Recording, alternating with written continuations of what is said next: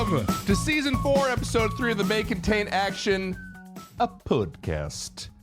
Your new favorite show discussing movies and the roles they play in our lives.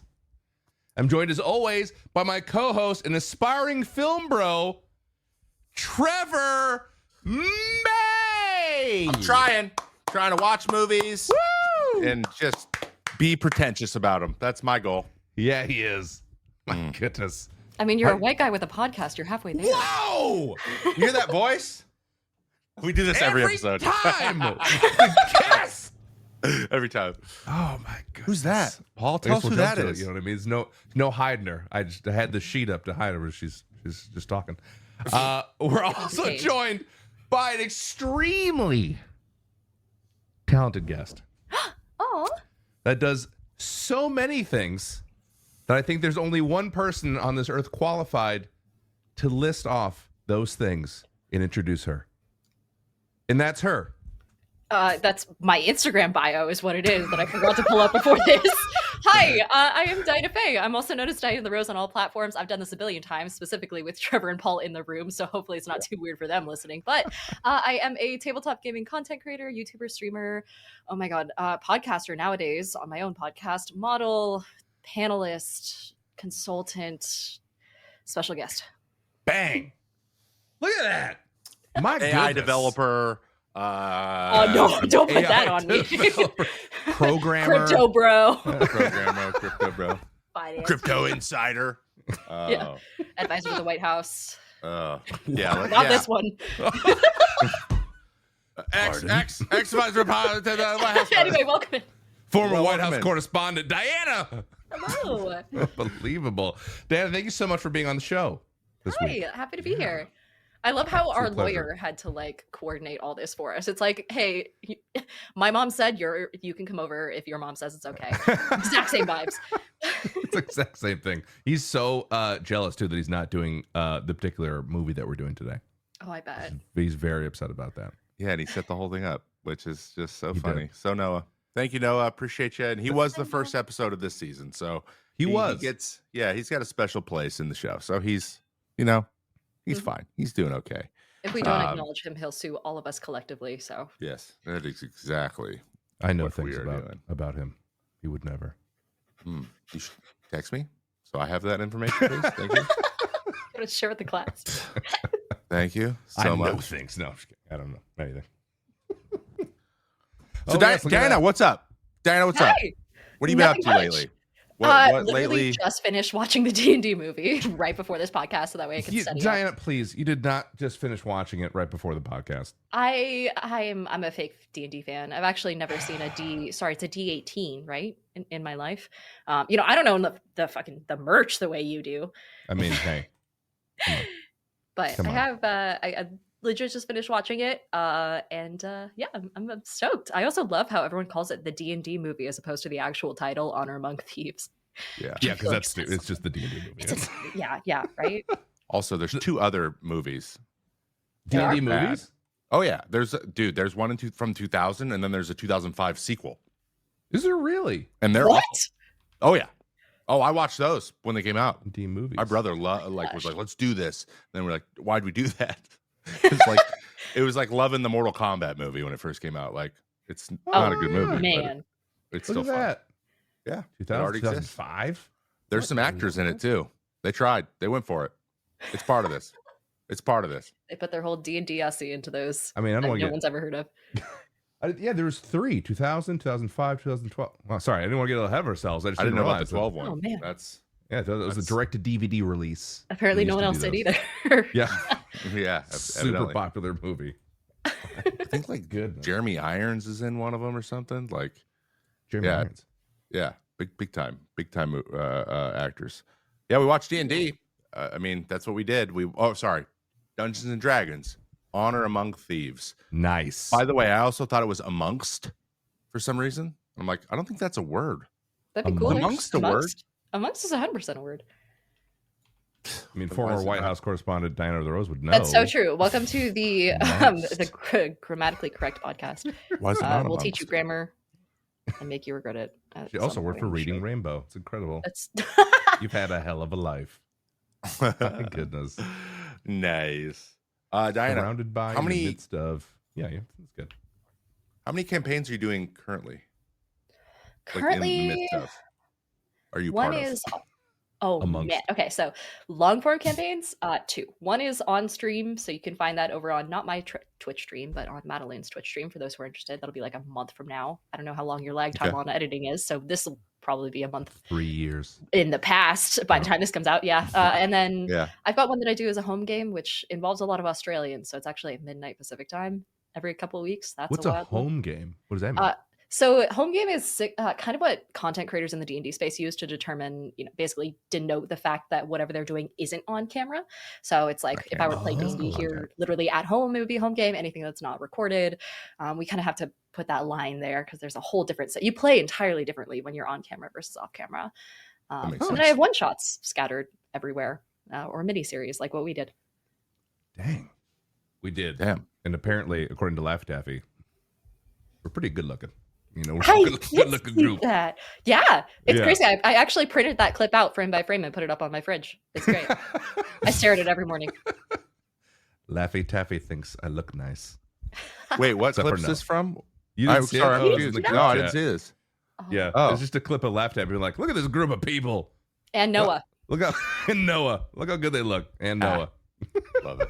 Love that. Love Audience, that. if No, you it was don't know a what lot we're of talking fun. about, we did. I mean, do you guys want to plug it? It's your network. No, do it. Yeah. Oh, You God. gotta plug it. Plug Oh, away. no. Ground Okay. pass.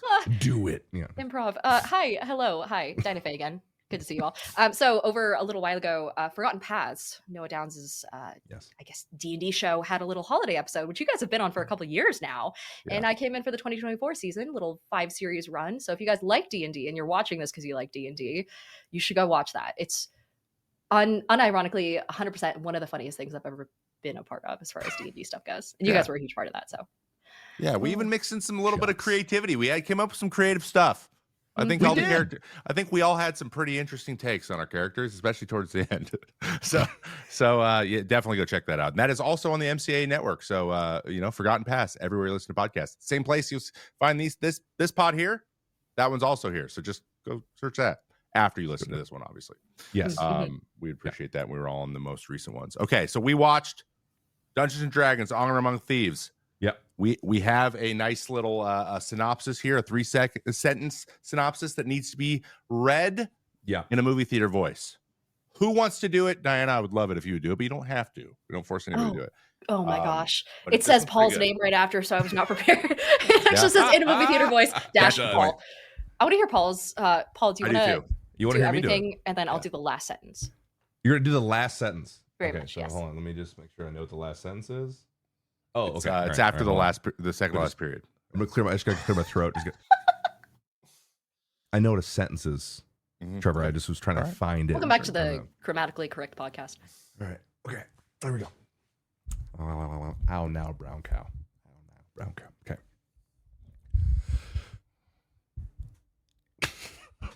I'm gonna do it. We'll look I'm at gonna you. do it. Just the fact that it starts with "in a world" is crazy to me. Okay. Yeah. All right. Come on. All right. In a world of magic, monsters, and really bad decisions, a charming bard who's definitely got a plan, and his badass barbarian bestie set out to steal back a priceless relic, only to accidentally unleash an ancient evil. Now, with the help of an insecure sorcerer, a shape-shifting druid, and a paladin who's way too perfect, they must outwit a scheming con man, battle deadly creatures, and somehow not die horribly.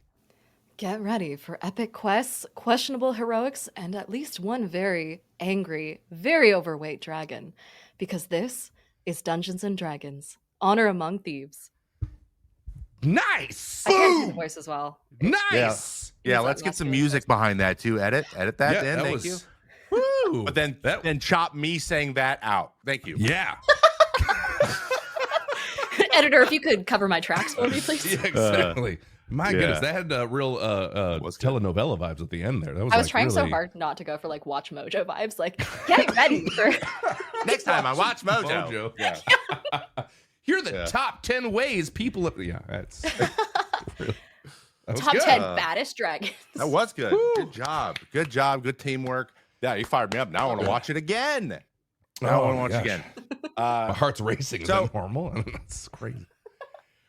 So this movie, just to give you a little background, listeners at home, for anyone who hasn't watched it, please go watch it. It is a solid flick. We'll talk a lot more about why we think that in a moment. But first, we need to ask some real life professional critics why they liked or didn't like it on Rotten Tomatoes. And we have a few here. So how we do this, Diana, is we each take one. We just go in order. We do the 3 goods, we rotate. We do the 3 bads, and we rotate. They are in that form that I sent over.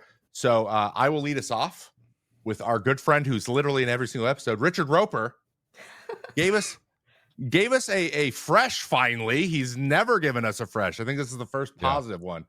Chris Pine and Michelle Rodriguez have terrific buddy movie chemistry in a fantasy film that definitely balances high stakes action, warm drama, and clever comedy.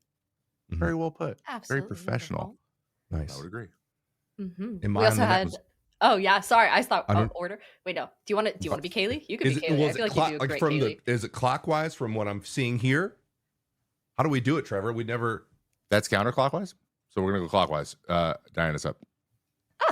Well, our good friend Kaylee Monahan also said exactly 2 sentences, which says, "This movie is dumb," period. But in the best way. See, that's 2 sentences, Paul. 2 sentences. See, after the second period is the sentence. This is my podcast, and they won't be spoken to in such terms. Editor, help me. Also important to point out, she is from the very respected movie reviewing publication Arizona Republic. So. Oh yeah. Arizona, It's like are Banana you serious? Republic. No, I don't even. I have no idea what that is. I think it's just a newspaper. Never heard I of don't know. Made up. And it's funny in the photo. It looks like she has elf ears. Just I know, side right? note. This seems like small her photo. thing. Yeah. This is from Glenn Weldon. Glenn said, "Given how gleefully Dungeons and Dragons: Honor Among Thieves embraces and exalts in its genre elements." Is that exalt? We gave you the easy one. We gave you the easy one to read. Goodness Yeah. gracious. I didn't realize this guy was doing it in Old English. Honor Among Thieves embraces and exalts in its genre elements.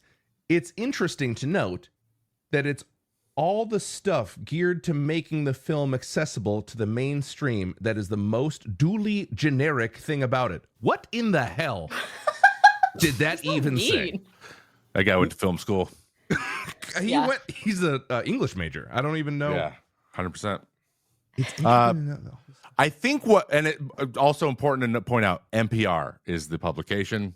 That was the most NPR thing I've ever heard. But I think Dooley? D-U-L-L-Y? Dully? Oh, wait, that isn't. Is that how you spell Dooley? Is it Dully? What am I? I think that is how you spell Dooley. Diana? I just don't think we ever wrote that in our lives because As a former White people House don't say that. correspondent, I'm just gonna. Or maybe Dolly? No, I think it is Dolly. It is It's Dolly. Dolly generic. Yeah. It's dully generic. Yeah. Goodness, Max Glenn. brightness or shine, which is Yeah. appropriate for a guy who has no profile picture for this review.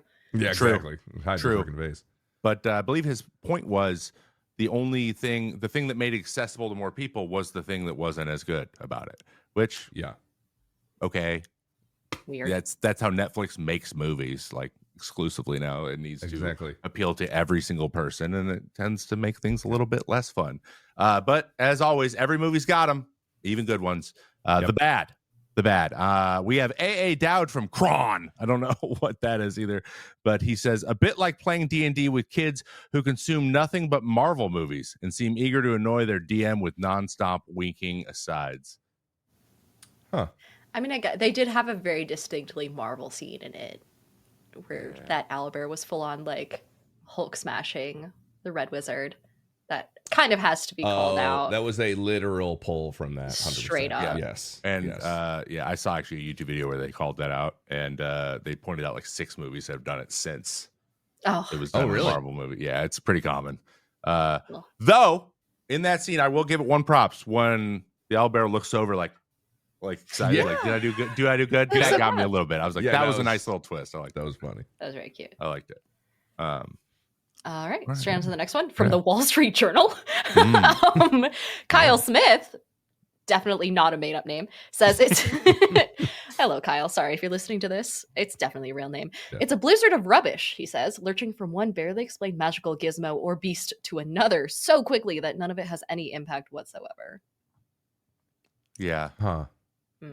Yeah, you don't know much about D&D. It's fine. If you don't know the characters, there was a little bit of like, Neverwinter. Oh, like you have to kind of know some of the places and be a little bit of a fan. It does help, though. You don't have to. Yeah, this guy didn't seem like he was too excited about any of it. I could make that argument for, like, I don't know. Like, I mean, freaking Dune is just like a That's true. I don't know, a tsunami of information that you're just like, what are they talking about? I don't know. Whatever. Gotta love those desert tsunamis. Wait, who's Duncan, Idaho? Like, yeah, you're right. Oh, greatest To be names fair, ever. I didn't know shit about Dune going into it. I listened to the name Duncan, Idaho, and I was like, yeah, this is a real guy. And then he it took showed me up. out of it. Yeah. It was the best character instantly, and I was like, what is happening? There's some Or even weird like names in that. I mean, Paul Atreides pushes it too. Anyway, that's neither here nor there. Okay. All right. Brian Tellerico. Crushed I think I nailed it. Yep.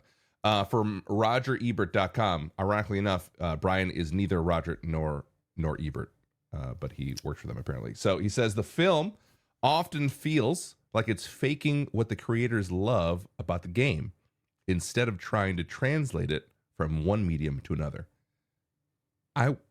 That feels fair. I'm actually okay with that. That didn't feel like, because some of these are like pompous. They're like, in my years of film critiquing, this guy's like, hey, it just didn't really feel. It felt kind of fake, like they were trying to like force it.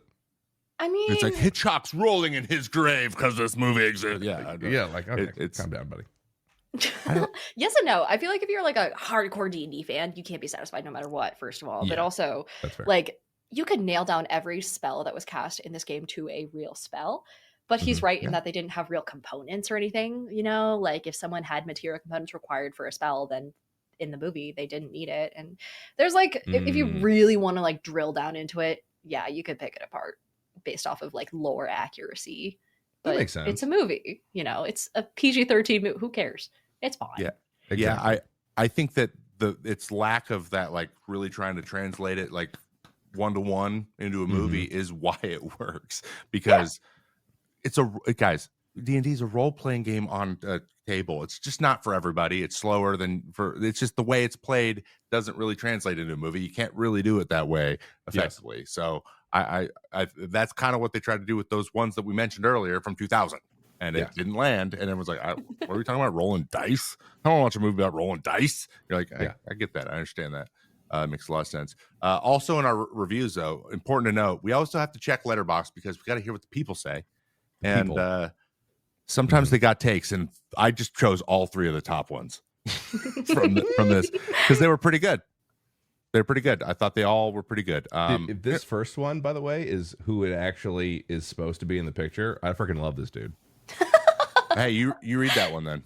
I love this guy. So if it's actually him, so this one is by Cosmonaut Markey. Hoping it's Cosmonaut Quickie on YouTube because his reviews are fantastic and quite brutal. He says, I bestow upon this film the greatest honor I have. Movie I will put on while doing things around the house. Nice. Yeah, absolutely. Yeah, one of those. That's a good movie. Oh, yeah. A good background noise movie. Yeah. Just enough to capture your attention every now and then when the vacuum dies and you have to go charge it and you're like, shit, I gotta go water the plants instead. Yeah. Good movie. It's very specific. That just happened to me today, it feels like. Yeah, this movie would definitely be on TNT if that were really a thing anymore. We'd definitely watch it. Yep. 20 minutes in. What about the second one, Diane? Anyone hit us with that one? Yeah, we had the lovely 24 frames of Nick who popped in saying, this went so fucking hard for no reason. And that comment got 9.7 thousand likes. Which, yeah. I think Nick was super high when he watched this. I mean, that's... And when he took this photo. That's so hard. Like, it's a TNT movie. I don't know what that even means. He was definitely... so hard. He was definitely putting on a movie, just being like, let's watch a dumb movie. And we're like, this movie's awesome. Guys, I want to play D&D now. Oh my god, bro! I want to be a paladin. Fun, man. Dylan, don't you play D&D, dude? We should do a thing. Yeah, write us a campaign. He's like, yeah, I'll get right on that. It's actually how Johnny Stanton got his start. Okay, Johnny, I love you if you're watching this. shout out Johnny, friend of the pod, was on the pod last episode actually.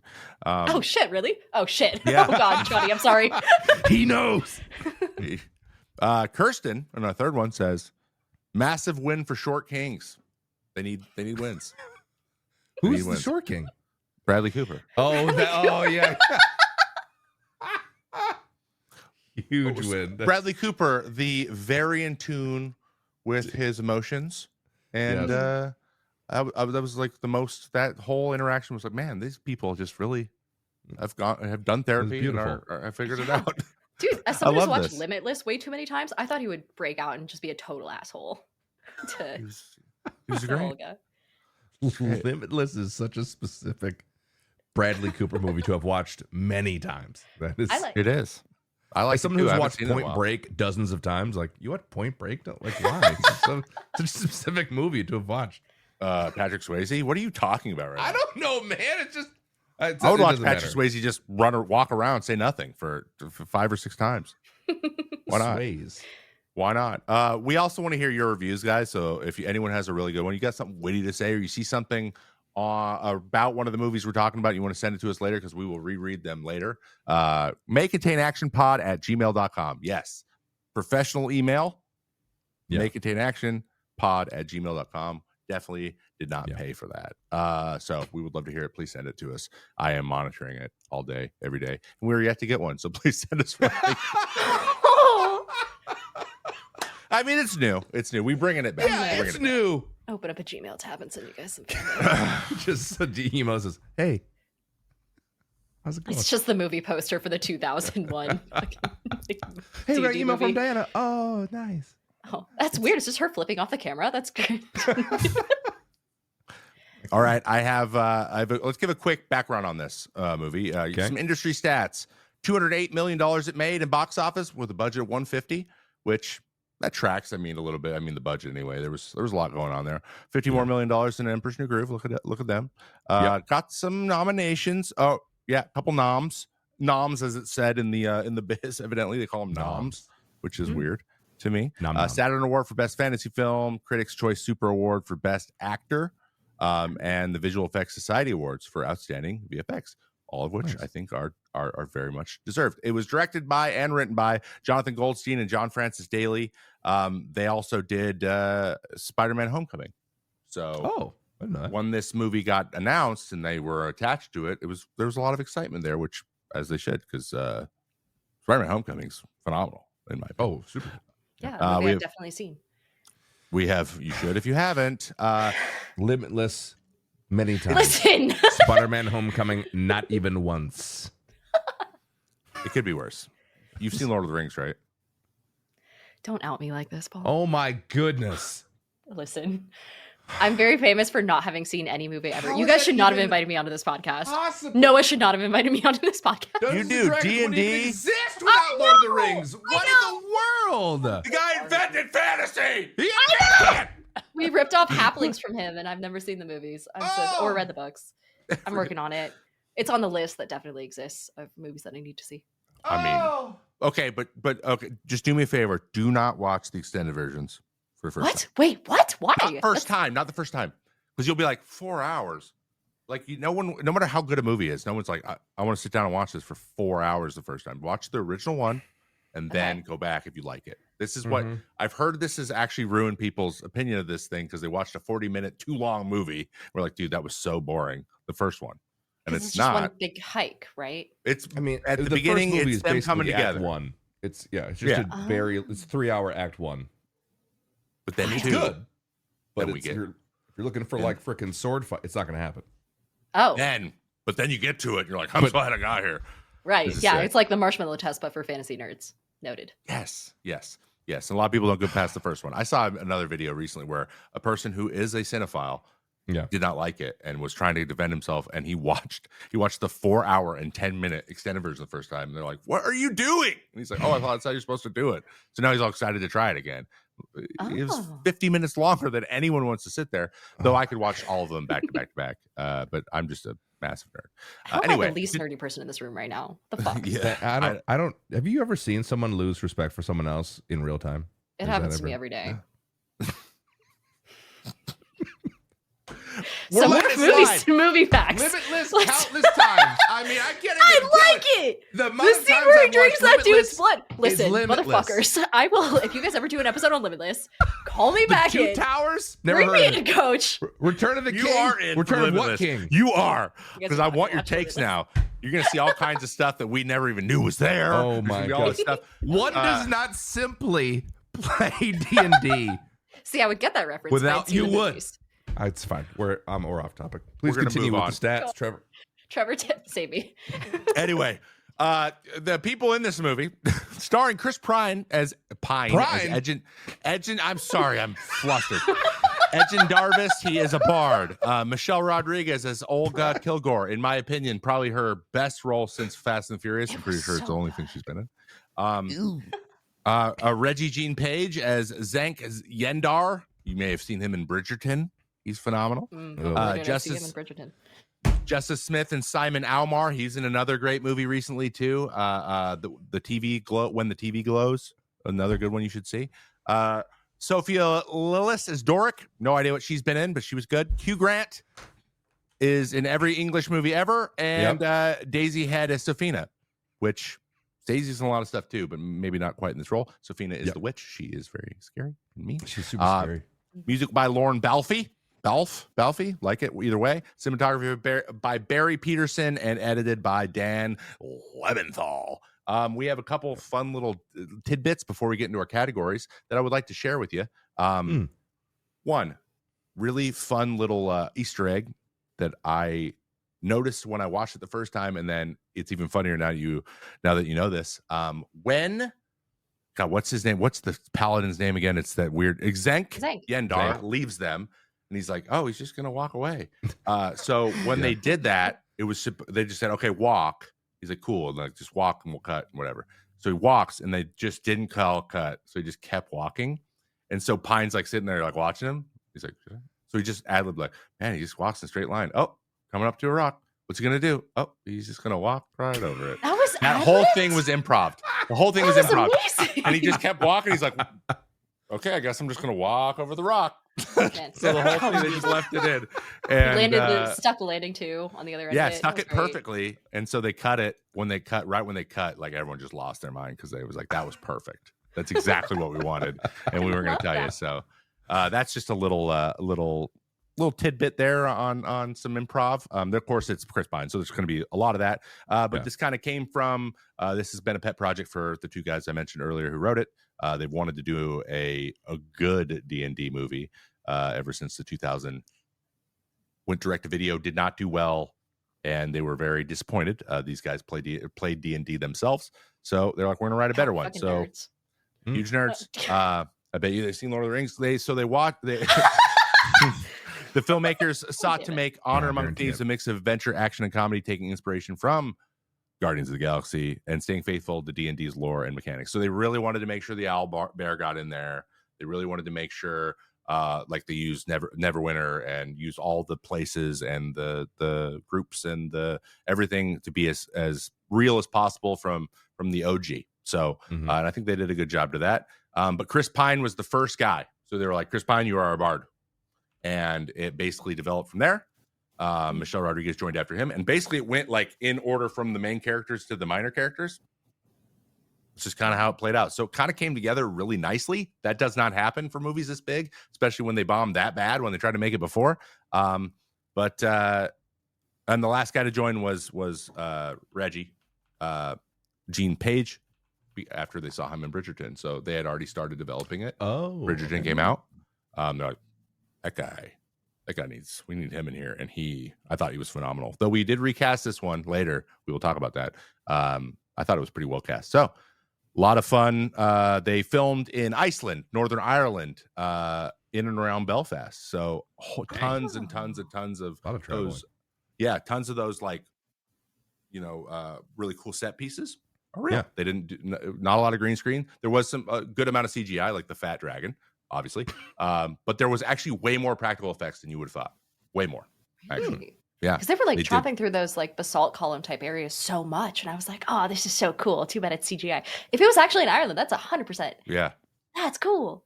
Yeah, most of the outdoor stuff was real. And there's not that much green screen, which I thought there was going to be a ton. There is a good amount, but like it's not. A lot of the costumes and stuff are. Yeah, it didn't. A lot of the costumes are real costumes. People were like, they didn't do humanoid characters. All of them were in real costumes for the most part, which a lot of places don't do, and you can tell when CGI is someone's CGI and someone's not, and they're together. It's usually pretty jarring. So, yeah, pretty good. But it took a while for them to get this movie picked up. It took a while, as in what is this? 12 years. They wouldn't let it go. No one wanted it, and Paramount eventually got it. So they got connected. The director's like, "Hey, we'll write it and we'll direct it." They did Homecoming. That's all they need to do. They got Chris Pine to say yes. We're off the races, and it got made. Obviously, and then COVID. So, yeah, there we go. There's the background of this. Before this? Yeah, Homecoming came out for this. Oh, so you think that was like their big kind of? Like, yeah, that was their big like. And they're like, "Oh, okay, then now we'll do your movie." Yeah, let us make something we want to make because we made that. I see. That. So, yeah, I just for full disclosure, anyone who hasn't listened to a lot of the episodes of the show, that's not always how things go. Sometimes it's gets a little dicey there for a while, and you don't get your main person, but they got Pine, and I almost feel like they could have named it Chris Pine, Dungeons and Dragons story. Yeah, literally. Yes. Because it really his movie really carried us. It was either that or Bradley Cooper, a Dungeons and Dragons movie. Oh, that Bradley Cooper, he's in it. He is. He's little. Oh boy, is he! Which I'm still a little bit jarred. That was a little jarring. I was like, "Is that Bradley?" Well, it was a little bit jarring. A little bit. It's a tiny bit. Bit jarring. Just a short little. Okay. I'll stop. Getting into the categories, Diana, why this movie? I know it's pretty obvious, but yeah. Other than the fact that I was typecast as like doing, they were like, who do we know who really likes D&D? And then I guess I came to mind, so I'm flattered. But yeah, I was asked to be on because I'm a D&D creator primarily. I'm a big D&D nerd. You wouldn't know it by looking at me. For those listening to the audio version of this podcast, first of all, come on, there's got to be. Is there a video version? There is. We never do it. Okay. No, of course, yes. No, oh, good. You guys should watch the video version. Video versions are always so much more fun. Subtle plug there for you guys. You're welcome. I'll charge you later. But I got asked to be on because, yeah, like I mentioned before, we had recently done a little D&D show together, and it seemed like a good fit. It made a lot of sense, and you can speak to a lot of the mechanics in the movie too, which I'm excited to get your take on a few of them. Before we do that, though, we got to guess these ratings because I want to know what the people thought. This is a really interesting movie. The differences between Rotten Tomatoes, IMDb, and Letterboxd. Oh boy. And I don't know how familiar you are with Letterboxd, Diana, but it is out of 5. So Rotten Tomatoes is the normal one, 1 to 100. IMDb is 1 to 10, and Letterboxd 1 to 5. They do this probably to be unique, but it is really annoying. So I usually have to explain that. So we'll let you go first, Diana. What do you think the Rotten Tomatoes score is for this movie? As an optimist, and as someone who doesn't usually know how the people on Rotten Tomatoes score things and had to look up how John Wick, my favorite movie ever, was scored on Rotten Tomatoes to use as like a sort of a centering point, I went 81%. Okay, solid. Paul? Okay, that's the right answer. Thank God. We'll do each one. We'll get both your takes. Okay. Paul, what do you got from Rotten Tomatoes? Well, I think if we're going Price is Right, I'm going to go 80. Ah. Yeah, so suck it. Well, that was dumb. That was dumb because it was a 91 from critics and 92, 92 from people. So it's 91 and a half. This is a fresh ass movie. That is really good. Those are really good ratings. People loved it and critics loved it. But it's a little different. IMDb, just throwing that out there. Okay, so IMDb exactly the same. Diana, what do you think IMDb was? This one I went with 6.9.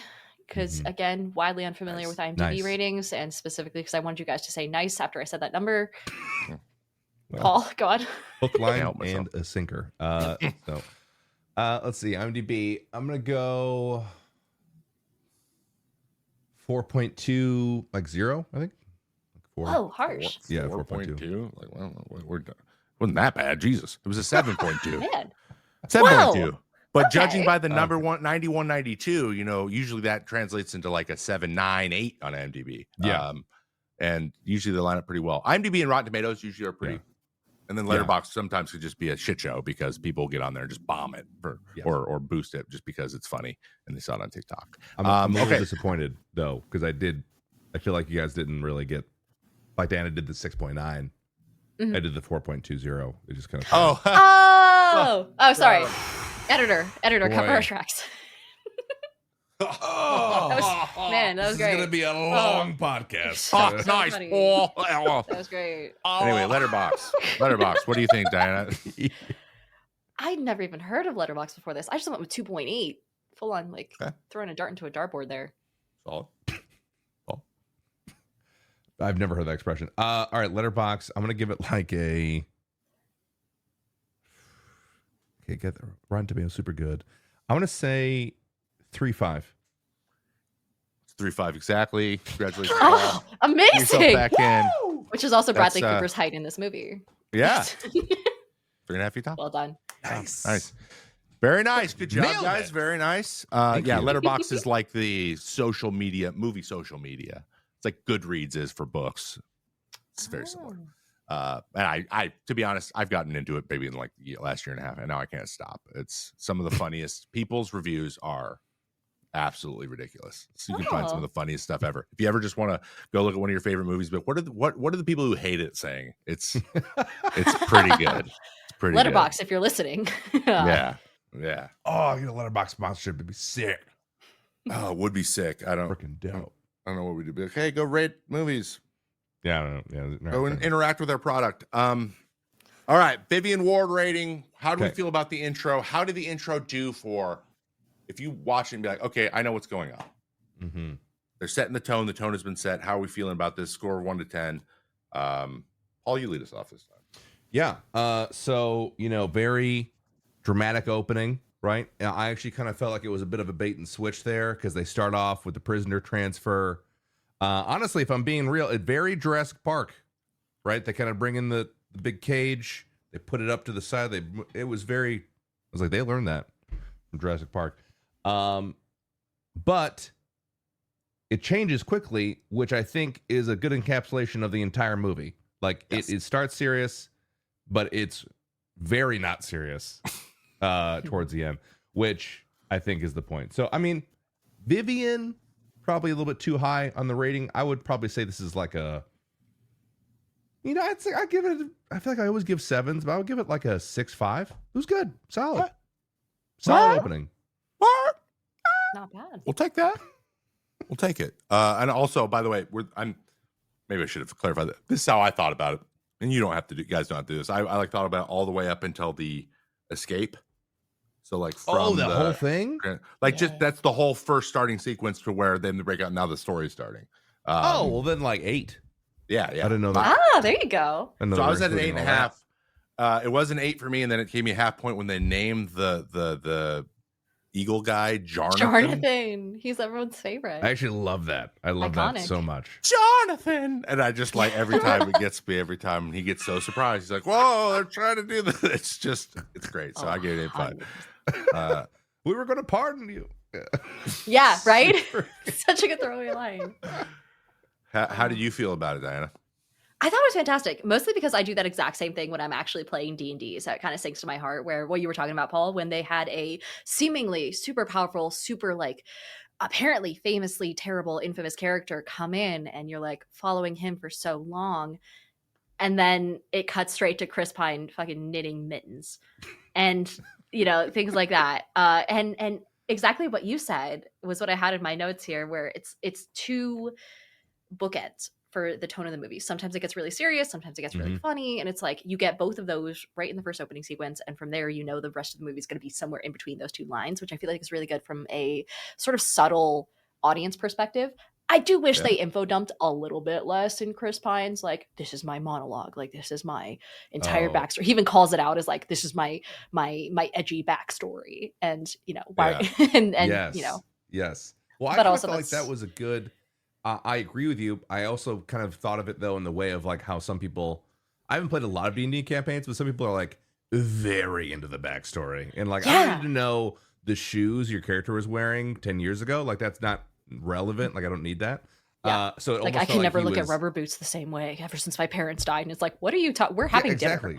exactly. It's the longest night ever. We haven't even We're started the still campaign in the yet. We're just getting- tavern. Yeah. Yeah, so right? we're still in the tavern. Yeah, exactly. So I kind of looked at it in that way, but I see what you're saying. Yeah, which is exactly like the counter argument there is it's like, yeah, this happens every day to Yeah. some DM out there. So, but I thought it was fun. I agree wholeheartedly. I think that the whole like, yeah, there's going to be serious parts, and there are a lot of good serious parts and very endearing parts that I thought were done very well. But also the slapstick like comedy part of it is it just was good, well balanced, and they did it right there in the first 5 minutes of the film to tell you like you're not going to know how are we going to handle different elements of this movie. You're like, it's going to either be funny or serious, and I kind of want to find out. So it like hooks you in. It does, like not all movies do that well, especially with like you said the starting narration. I do not like exposition at movies usually, except for Lord of the Rings, which is awesome. Kate Blanchett, she's a treasure. I don't even know. That's the one time. But usually when you do this, if it gets my name's Jared. What is his name? Jimmy. And my life is kind of crazy. You get that. Record scratch. I bet you're wondering how we got here. Yeah, I bet you're wondering how we got here. That gets overdone a little bit. But I think it's D&D. Like you have to do it a little bit. There has to be some of that, or you just can't. People won't know what's going on, and then the whole movie's ruined. So I thought it did a good job too. All right, we're moving on. Moving through the movie. Moving on. So we got Chris Pratt. Chris Pratt then quickly puts his crew together. We got Chris Pratt and Michelle Rodriguez. They're together. And we have our Chris barbarian and our bard. Our barbarian. Olga. Oh, is it Olga or Holga? So it's like HOLGA, I think. Yeah. Based off the subtitles. Anyway, it's phenomenal. And they got to go save. They're trying to save his daughter, who has been taken by a guy who was in their crew before, whose name is Hugh Grant. Hugh Grant plays him. What the hell is his name again? I keep forgetting what his name was. Oh, it's like where is it? Forge Fitzwilliam. Yep. That man does not look like a Forge. He doesn't. No. Yeah. No. And so Forge him. we're trying to reckon who's the bad guy, who's the good guy. Kind of they establish it pretty quickly, and then you got to put together your crew, and then the crew gets together. We get the mage, we get the druid. Basically, what every crew needs. You need someone who can turn into stuff. You need someone who can do magic. You need someone who is just tough and hits stuff. That's me in our D&D campaigns usually. And then you got the guy who's constantly trying to explain to you why he's important. So they do this, and there's lots of quotes. And I want to talk about some of these quotes, all right? Because there's a couple that I didn't hear the first time I watched it. And got me, but I don't want to start. So I want one of you to start and give us your favorite quotes from this movie, because I don't think you're gonna have mine. I got some. Just well, Diana, do you want to go? Or, Diana, do you go? I? You got any good, were there any good throwaway comments that you loved in this? Yeah. So the moment when Zank hands over the helm to Chris Pine's character, who I'm going to keep calling Chris Pine's character because I don't give a shit about Rin Lambs. He's Chris Pine. He's just reflavored. He probably does this on his weekends. Just goes to Ren Fair and anyway, they hand him the helm, and Zank is like, "Protect this with your life," and Chris Pine is like, "I will." And then he just turns 180 degrees and is like, "Simon, take this," which is such a D&D thing, especially because one party member usually in a D&D group has like the bag of holding, and no matter what, they're always just holding all your shit, all your trash, all your super important items, all your relics to the gods. It's just like, yeah, take this, put it in the bag. We're moving. Put your bag moving on. Yeah. Who cares? All right, that's a good one, because that's absolutely how I treated every single item that Noah ever brought up as. Like, who's got the bag? But yeah, I got it. Whatever. But okay. Anyway, how much damage does it do? I don't. That's all. My favorite quote of the entire thing. I mean, there were moments that were really funny, and I feel like I'm excited to hear what you have to say, Trevor, because so many things were said so quickly, especially by Chris Pine's character, that I don't know that I caught all of them, even with subtitles, because I'm an old and I do subtitles now. But anyway, my favorite quote of the entire thing is when Simon is doing his like magician thievery thing in the theater, and that guy yells, "He's nicking all bits and bobs." Yeah, that was such a good Yes, I laughed out loud. That was so good. That man was practicing that line in a mirror for like months leading up to this movie. Bits and bobs. It's the only thing I had to say. It's the only thing. And I thought of you, Trevor, because you started me saying bits and bobs. Yeah, bits and bobs. There's no better phrase for random stuff. Yeah, bits and bobs. Random stuff. And by the way, this whole movie is like people with one line, like hitting it. Yeah, just hitting it. Yeah, just hitting it. So those are all what I have. That's all what I have. I have the one where they're all at the tavern and they're trying to come up with a plan, and they get up to leave, and nobody pays, and the mage is always like, I can't do everything with magic. Like, why don't you just do this? Like, I just said I can't do everything with magic, and they get up. He goes, wait, who's gonna pay? And then Olga had someone just pay with magic, and then they walk off. Yeah, that was a runner-up for my favorite quote too. That was very good. She just tapped him. But then when he goes in and when Pine is doing his little distraction, and the mage gets all messed up and he starts to melt, the guard that goes, what madness is this? He's just terrified. He only has one line, and he's genuinely like, what is happening right now? Like, just disgusted. That got me. Things you noticed in this movie. I rewinded it and watched it. Well delivered. When they're walking behind the paladin, and he's like, they're whispering, he keeps hearing this, and he's like, I hate you. And he's like, I heard that too. That was good. Yeah. But then the one that I loved was right at the end. So they make their escape, and then they realize, they're trying to leave, and the witch is doing the thing with the horn, but she's in a group. She's like in the main like foyer. Yes, I know. So everyone's around her. Yeah. And she's like, oh, and the guy's like, what's she on about? And the other guy's like, who knows? I'll take 20 on, and just like ignores her. She's about to kill everybody. Yeah. What is she on about? Who knows? I'll take 20 on whatever, and whoever he's baiting on. So I thought that was great too. And then of course it flashes back to when she does the thing, and those two guys are the first ones that die. I don't know if you noticed, but which they did not address, by the way. They just still had a bunch of like super rich people. Like their entire infrastructure's worth of like the 1% were turned into zombies, and there was just no consequence to that. Yeah. I think socialism ruled at that point. I think that's what happened. I think it just took hold. I think that's what the subtext of this movie was. I think the subtext was "Eat the Rich." I think that's what "Eat the Rich." Yeah. That's probably they always lose. Phenomenal quotes. There's a ton too. Like Chris Pine, everything he says. Like you could do all the quotes when he's in the graveyard, which is one of my favorite scenes. Dude, the grave, yes. Which actually kind of leads us in. All right, and I'm just going to start with that. That whole scene is great. But when they're reliving the battle, and they keep getting like the guy who slipped getting out of the tub and just killed himself before the battle even fought, or the first guy they accidentally asked 5 questions really fast, and then he just goes back to being dead. I thought that whole part, I'm like, this is just genius. This whole thing was so good. It was very much like a who's on first type of comedy, and I was here for it. It was great. Like, why did you just ask that as a question? I don't know. Why did it was perfect. Yes. Oh yeah. Yes. No. Yes. I'm gonna do that. DM with a vendetta. Exactly. And then they don't ask the 5th question to the last guy. Yeah, the after credit scene. He's still sitting there. But there was an after credit scene. Oh, I missed it. Yeah. Oh, dude. It's made him copying Marvel. Oh, that's awesome. Oh yeah, they definitely copied Marvel then. Considering the guys who wrote a Marvel movie. I mean, I know it works. What else do you guys have? Because I have a ton of these too. Paul, favorite moments, favorite scenes, things that they did really enjoyed. I really enjoyed. Obviously, the graveyard scene was fantastic. I thought that was, I mean, like comedy gold and completely unnecessary at the same time.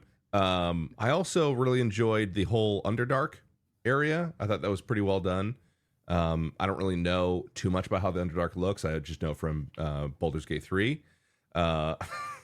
There's so much there. They flashed to an entire fucking city, and then they were like, all right, that's cool. Anyway, let's go check out this fat dragon. And then just completely bypassed it. Oh.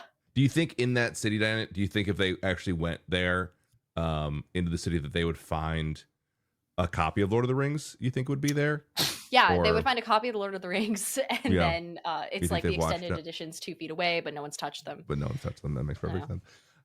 So I like the Underdark scene. It felt a little CGI, but it just felt creative. Like even the way that they solved problems was very much like, can I do that? I feel like I could ask, the DM, like, can I do that? Is this something that I can do? And it was like, very, you can roll that? for it, like, yeah, sure.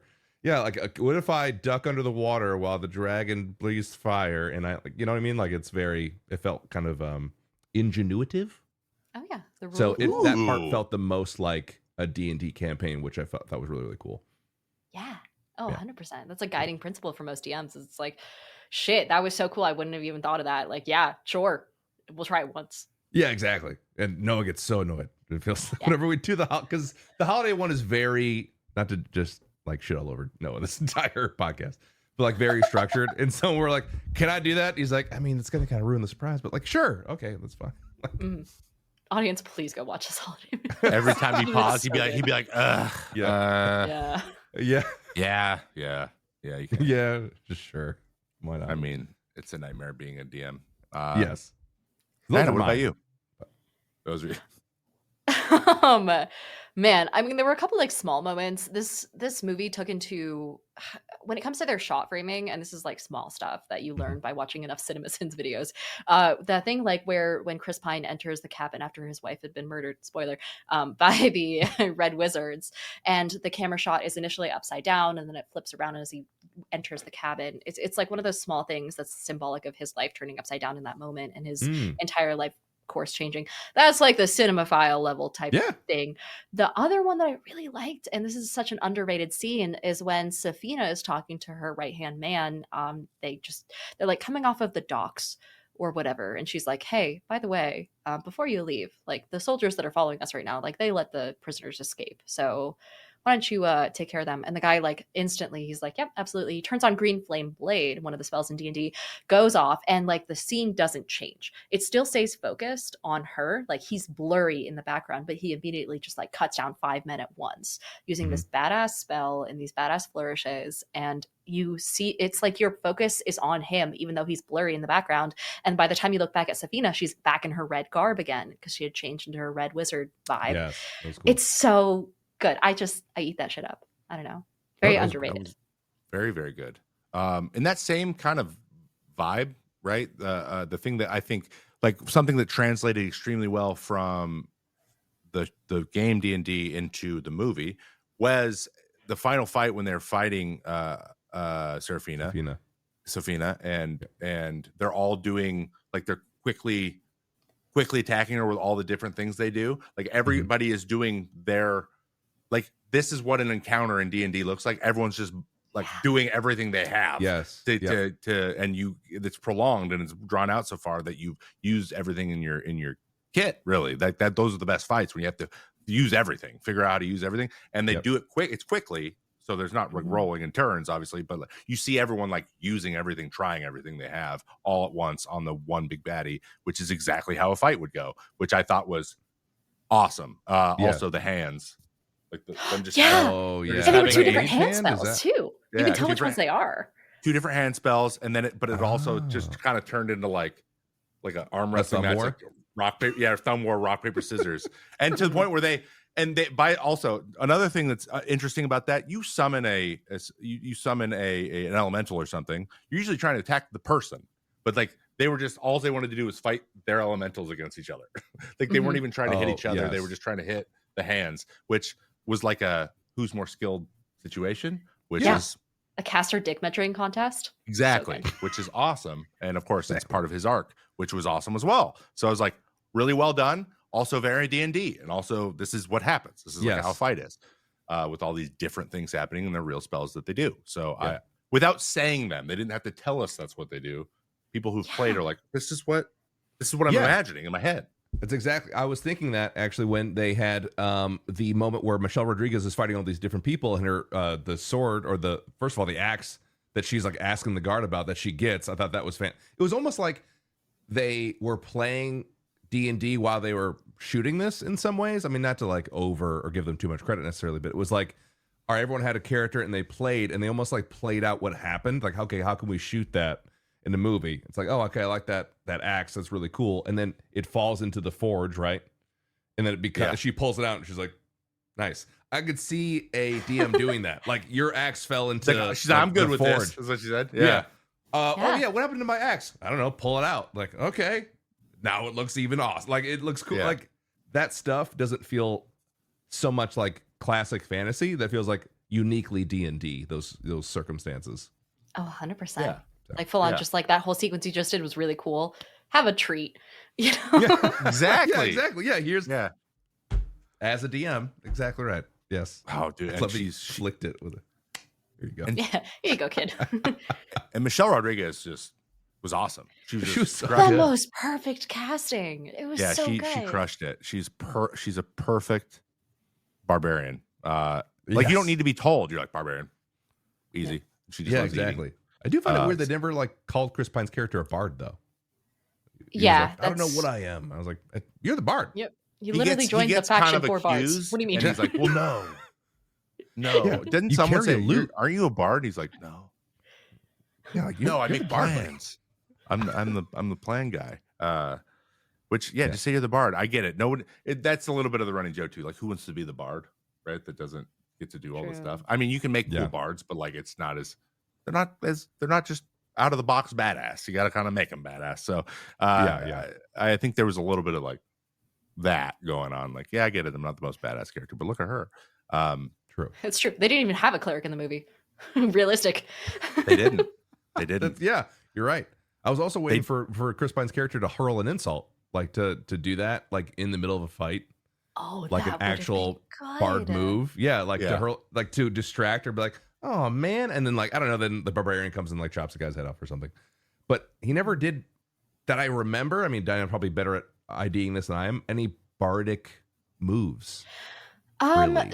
If I Yeah. had to pin it down to a couple things, this was a major complaint about like the movie, at least from D&D nerds, is people were like, "What? He's a bard? He's not casting spells? Like that's his whole thing." Yeah. There were a couple of moments where he would have done what would be equivalent to bardic inspiration. So around the campfire at the beach, when they were, they were about to give up, they were all about to go home. He was like, "No, we can do this. Like if we give up now, then it's set in stone." That could be considered something that's kind of like subtly a reference to that. Okay. All right. Yeah. Yeah, that's actually I didn't think about it could've like done that. that. You're right. I think that would have been nice too, because if they had that part of, and this is, we're about to get a little bit into nitpicks. Maybe this is a tiny nitpick. I'll throw this out there. I mean, it's not necessary, but like the whole, because he doesn't deny being a bard, but he kind of resists like, no, I do more than like I do more, or I'm more important. But if he like was doing that and like he had some sort of like he started glowing and then everyone started some little thing where he's like, oh, you do stuff like you do magic. And he's like, oh, wow, like this little side thing where he's trying to get it back or something. I think they could have fit it in. It would have changed the story at all, and it would have made that maybe feel like he was coming into things are getting better for him too, because he's trying to make things better for everybody else, I guess. Yeah. Yeah. I could have thrown that out there. Also, one tiny little nitpick. Sometimes Chris Pine can get there can be one-liner fatigue just a little bit, Yeah. This movie had a lot of that. where I'm just like, maybe we don't say something now. Yeah. And then I only have one more because there's not a lot.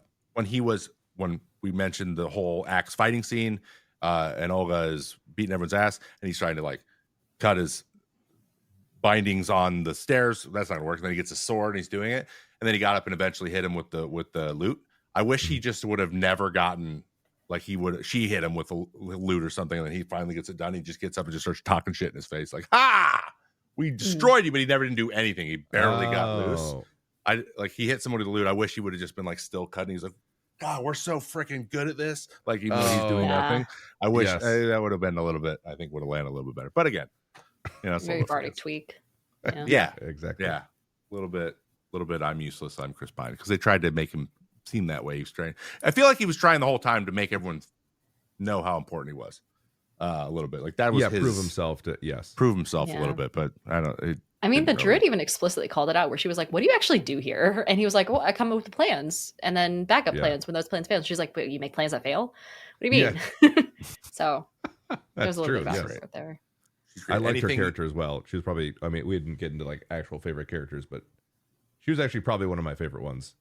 I thought she was great. Maybe because give us your top three, Paul. Who are your top three favorite characters? I mean, her, Zank, and Simon. My three favorite characters. Simon. I Okay. I don't know. I just kind of felt for Simon. They gave him a good arc. I liked his arc. Yeah. I also he had yes, that is probably what I liked about him the most. I think he had the most satisfying arc. And then also I'd loved the scene in the Underdark where he trips the mechanism.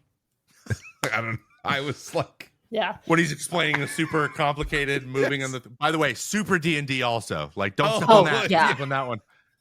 Oh, I loved it. I love that scene. So yeah, I think he's probably one of my favorites. I Yeah. didn't know the bridge started right here. Sorry. I didn't know the bridge started. That's also a D&D thing. I feel like It started here. Like, where's the bridge start? Yeah, exactly. It's very realistic. Yes, but I Like, you're entering a trap. You're actually already standing on it, and you tripped it. You're like, what? And you're falling right now. Okay. I didn't really have a whole lot of nitpicks personally, other than I made one-liner fatigue. Probably something that was kind of like a little bit there. I think the main motivation for the whole father-daughter thing felt a little forced. I didn't really believe their chemistry or relationship that much, so that was probably like a little nitpick.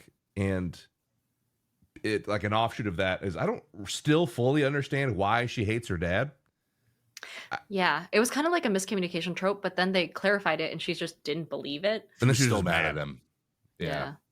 Yeah, it was a little bit. Yeah. I mean, Fitzwilliams, he sucks, right? But like, you're in a castle. You seem like you have everything you want.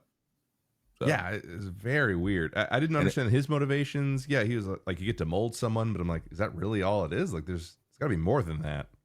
Yeah. So that whole thing didn't make a lot of sense. Also, very sidebar, it looked like that girl was the actual daughter of the mother. Just want to point that out. I know, they looked so similar. I was like, they were did the AI same her person. face? It was crazy. Yeah, I was like, I think they're related. We were like, there's no Chris Pine in this equation. No. Absolutely. Yeah, that's her actual daughter. All right, we got to recast this thing because I just had too many ideas. And before you got into the room, Paul, Diana said she's got some good recasts too. Some Ooh. I do. Diana, you start us off. I'll try. Granted, Michelle Rodriguez is impossible to recast. I will also say, Paul, fair warning, I did challenge Trevor to recast Bradley Cooper, just as little funsies. So prepare for that. But for Chris Pine, this is kind of a basic one, but I said Jack Quaid would be a solid shoe-in. Just a little bit of a trade-in. I feel like there's very few people who can fill the role of like serious but also funny at the same time, and also that handsome like bardic charm. And maybe that's my personal biases coming in there, but I feel like he's got good vibes.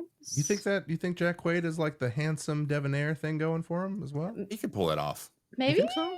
I don't think he's old enough is the only caveat there. All right.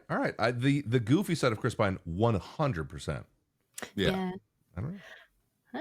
Respect. No, go for it. I don't have any. Am I going down the list? How does this work? Yeah, go down the list. Oh God. Hitting Okay. us with them.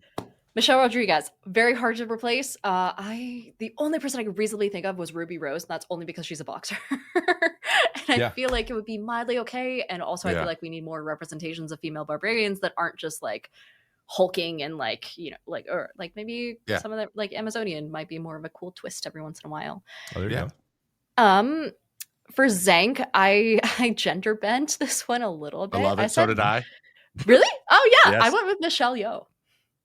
Oh, Because she'd be great. she'd be fucking stellar at it. We're just like straight face the whole time. Yeah, like And super just like kind of a little bit like, shut up. yeah, Like, no. like Okay, I know go more ahead. than you. I've been in like 3 I know times as more many than action you. movies with you. Yeah, exactly. Yeah. For Simon, this is a bullshit one. I went with Jesse Eisenberg. No, classic. 'Cause it's Yep. it's very classic. Yes. For Doric, I gender bent this one as well, and it might just be because they have the same facial expressions, but I went with Elliot Page. I feel like would be a stellar. I also would love to see more male druids in media, so I think that's kind of a vibe. Are there not many male druids? Is that? I very rarely see it in D&D and also in media representations of like typical tree hugger type like characters. You know? Oh, But that's fair. I get that. I felt like that would be kind of cool. Either that or Zendaya, but two very different characters there. Let's just sprinkle that in there. Where's it? You know, whatever. Yeah, I don't want to. Like a C-list pick. Listen, Challengers gave her enough wins for like 3 years. We're good. Yeah. She can take a second. Forge. I had to call in a friend for this one. Tony Dalton. I felt like would have been a good Tony Dalton. Remind Tony me. Dalton. Googling. What is he known for? Yeah, so he was the lovely person who played what's his face in Better Call Saul. Yes. He was like Lalo Salamanca, Oh, the main antagonist for the first couple of bits. Super charismatic. It's very hard to hit those charismatic like manipulator, but also just like you want to believe him because he seems like a chill guy type vibes. Yeah. And then for Sophie and I also gender bent this one. I said Mads Mikkelsen because it's very easy to say Mads Mikkelsen for a character like that. Mads would crush that. Yes. Yeah, right? So I named my son after. Wait, is it And really? then Yeah, Wait, really? That's where I got Mads. That's where I got the name Mads. Oh, that's where you got it? Oh, I didn't know that. That's cool. Oh, I thought Yeah. you were joking. I thought you were just a big I Mads love Mikkelsen Mads fan. Mikkelsen. Love him. Wow. He's awesome. Yeah. He plays evil really well. I know, right? It's like, oh. And then for Marleman, Bradley Cooper's character, I thought it would just be funny to have Taika Waititi in there instead. And that's my Tiny list. Taika Waititi was Right? really Yeah. good. I would love to see him earnest too. I would like to see him play someone earnest, not just like wisecracking or being annoying on purpose. I'd love to see that. That's a That's really a good pick. one. That is a really good pick. You know who mine was for that? I went old school. I went Warwick Davis from Willow, the guy who plays Willow. Oh, sure. Okay. I love Warwick Davis. I love him. Oh, yeah. He's such a sweet little guy, and I think he would have been earnest. And he's also a little person, so it like would have been a little more. You wouldn't have had to CGI the hell out of it. And he's been in lots of fantasy. Also, check out the Willow TV show if you haven't, because I love Willow. I love that horrible. It's I think George Lucas's take on Lord of the Rings. Have you seen Willow? Have you two seen the movie Willow? A very long time ago. Val Kilmer as Mad Mardigan. It's kind of disgusting. Yeah, Got a little labyrinth vibes in it, but it's Came out like 12 years before I was born, so I would say, it's a lot. It's a cult. 12? It's deep. It's a deep cut. I'm old, and all of my siblings are much older than me, so that's how I see movies like this. Paul, do you want to go through yours? Or No. do you have like a couple again. Again. Nothing but yes ands around here. I'm just kidding. I'm kidding. Every time we do cast, we know it's for me, man. We get it. I put it in there. I know it's my thing. It's like I love this. This is what I do. I watch shows. I'm like, who else could be in this? Like all the whole time. So That takes a level. I mean, honestly, it takes real mental ability to be able to do that. When I'm watching a movie, I'm locked in. I'm not like, what Rolodex of actors can I look through in my brain while I watch this movie? Remember, who would also fit this bill? Like, remember, my goal is to be pretentious. This is how we do it. Okay. so you're really on the road. All right. Well, then I'll go, I guess. Sorry. For Chris Pines' character, Edgin Darvis, Pedro Pascal. Oh, that's a good one. He's so hot right now. He could So nail hot it right too, now. and he's funny. Michelle Rodriguez is Olga. Gwendolyn Christie, Brienne of Tarth. Yes. Oh, that's Also big. funny. Yeah. She also has the comedic like, shut up, and she also can be. I don't know. She's Brienne basically, but she's also in Severance. She was just in the recent episode, so that's why it came to my mind. I was like, Oh, here. yeah. What the hell? She's just in it. She just appears. Sorry. No, what the hell, man? As Zank, I have two options. Okay. And one's gender bending, and the other one is you just got to see it. Okay. I go Anna Taylor-Joy to play it, Yeah. Okay. or because I also recently watched what is the chess show that she's in, and that's very much what she would do. Or Nick Cage, just throw Nicolas Cage in here Hell? and let him and just say, You do cannot have this, those two in the same sentence like that. What do you mean? or just say, do this. You're a paladin. You got to act like this, and he would crush it. I think he would absolutely. Crush He it. would crush it though. He does have the kind of And everyone would be like, "Is that Nick Cage?" Like He'd that's somehow kind of win what an we're. Oscar. Yeah, he would absolutely crush it. And then for Simon, I had Jack Wade. But he's a little That's older. who I can Oh. imagine Simon being is Jack Quaid. Yes. And so he's a little older. So I tried to find a Sophia that's his. At first, I was like, Jenna Ortega would probably, she's hot right now too. She could do this. But like Jack Quaid and her, that's just weird now if he's trying to court her. He's older. So I was like, maybe Aubrey Plaza. Okay. Really? So like, imagine them both younger, like maybe from Parks and Rec age, Aubrey Plaza, and then Jack Quaid in whatever the hell he's young in. He's in something young.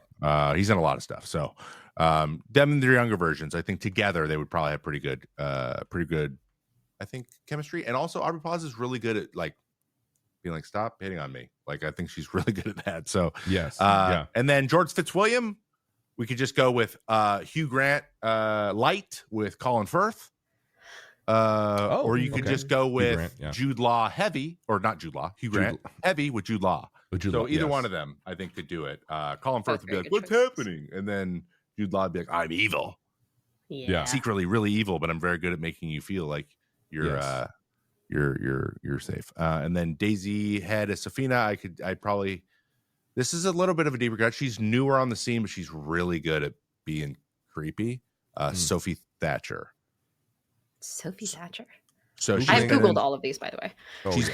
She's been in something recently. She's in a movie coming out with Jack Quaid called Oh, Companion. yes. And She was in Yellow Jackets. Creepy she's in Yellow Jackets, yeah. She's Yeah. creepy Very as good. hell. Yeah. Yeah. Creepy as hell. So Sophie Thatcher, I think, could crush it. And she's really doing it right now too. So Okay. All right. Amazing. number 2. Look at Oh, that. I have unfortunately, you have 2. Hit us. two. Okay. All right. I immediately lost the second one, but I have the first one.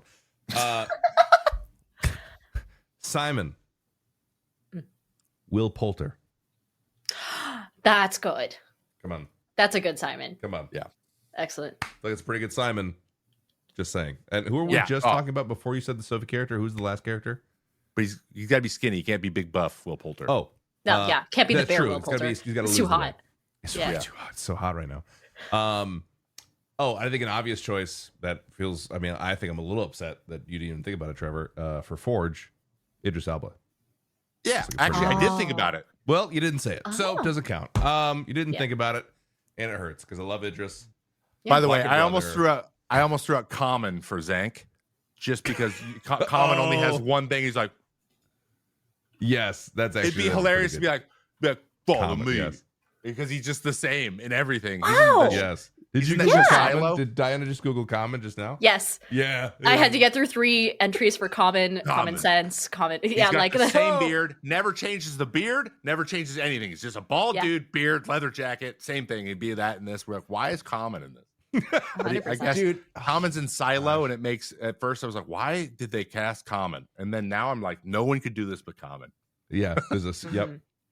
But Yeah, he see, does. He's got one move. If If they Being somehow smooth as got hell. those people in there, I think it would have been way more memeable, and I think it would have done better at the box Yeah. office. I think. I don't know Just how this Common. movie didn't do better. Like it didn't Well- do bad. I think in old school terms, it made 50 million. But like it feels like today's movies need to at least double Yeah. You what have they to, put into it. or you won't pick it up. So it didn't get picked up, right? Didn't get picked up for a sequel. We actually kind of blew past this. I'm sorry, it was not bold. Usually it's bold. There's not a sequel, but if there were one, does anyone have any ideas what it would be about? Because I got a good one. Oh, If you got a good one, go for it. So this is the second one if it existed. Our heroes come together to protect an ancient artifact for a king of one of the other kingdoms in D&D. So they're like a crew now, right? Oh, we get all the people. We do one-off things. So they're protecting it. Then they get framed for stealing it. Surprise! But when they're running away, they all touch it. And what happens? They touch it. They all kind of get sucked into a warp, and they wake up, and they're in the real world. Not What together. an and they're Isekai like- Dungeons and Dragons. so it's the opposite. It's basically the opposite of Jumanji. Reverse Jumanji. Out of the game, and then they all realize they're like, "Oh shit, that was just a game we were all playing, but we don't remember anything but being in the game." So then they're trying to figure out how to get, like, how the hell, where do we go? How do we get back, or do we get back? What the hell happened? So then we're just kind of goes, do I know what the rest of the movies is? No, you got to watch it to find out. There's just like in the middle of New York traffic, and they're like, "This fucking sucks. I can't have magic, and I have to pay taxes. Oh my Bring god, me what is home." that movie? Yep. What is that movie? That happens. Oh my god, what's her name from? No, what's her name from? Wedding Crashers. Jeremy. She's the main character. She comes back. She's like a. She's the main character. Oh my god, what is this movie called? Is that a movie or a show? It's called. Tangled Is or it called Enchanted? Enchanted? Is it called Oh, Enchanted? yes. Yes. Yeah. So basically, it's Enchanted. It's Cinderella. It's like Cinderella, but in real life. I think that'd be cool. I think that'd be Yeah. cool. I think my only spin on that, Trevor, might be that like they walk into their real life counterparts in the real world because Yeah. they're the Starting point. characters of those people, and so Yeah. the people are like, "Why is my character walking around?" So now everyone's got to act every scene twice. Oh yes, yes, they'll team up. everyone- There's two of all of them. That'd be Two of all so of them. hard. That'd be immensely hard. Yes. And then they can break the fourth wall and be like, "This is so hard. This is so confusing." So that'd be really good. There's a lot of jokes there. I like that. We should be I directors. like that. We should. Yeah. You guys want to write it? It only takes, I don't know, 120 pages or so. You've already written it, Trevor. Yeah, there you go. Guys. It takes like 2 pages. Exactly. ChatGPT. No, I'm just kidding. Oh God. I would never. I would never. You guys even have any idea? If not, it's fine. We could just take it to that. No, that was literally by. And on that, all right, we'll just. dovetailing on the Oh, end it's of perfect. That was me just throwing it out there. We're getting long anyways. All right, Yes. guys. Final rating. Yep. Danny, start us off. What do you give it out of 10? Out of 10, a solid 7.6. Mm-hmm.